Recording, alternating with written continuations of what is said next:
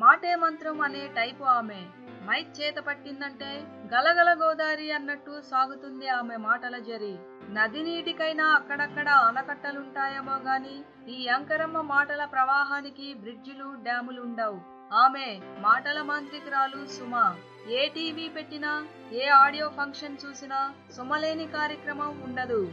రాజీవ్ కనకాల గారిని పెళ్లి చేసుకుని పిల్లలతో హాయిగా జీవితం గడుపుతున్నారు సుమగారు. ఇటీవలే శ్రీరామనవమి శుభాకాంక్షలు తెలుపుతూ ఫేస్బుక్ లో వారి ఇంట్లో దిగిన ఫోటో పోస్ట్ చేశారు సుమ రాజీవ్ కనకాల గారు. ఆ ఇల్లు చూస్తే చాలా బాగుంది అనుకుంటారు.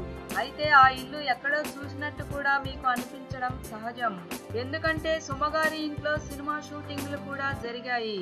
ఇంతకీ ఏ సినిమాలు, ఎవరి సినిమాలు, ఏ సన్నివేశాలు జరిగాయంటే 100% లవ్ అనే సినిమాలో నాగ చైతన్య ఇల్లుగాను, జూనియర్ ఎన్టీఆర్ మూవీ అయిన బాద్షాలో కాజల్ హౌస్ గాను, బ్రూస్లీ మూవీలో రామ్ చరణ్ ఇల్లుగాను కనిపిస్తుంది. ఇలా చాలా మూవీ సన్నివేశాలు సుమగారి ఇంట్లో షూటింగ్ జరుపుకున్నాయి.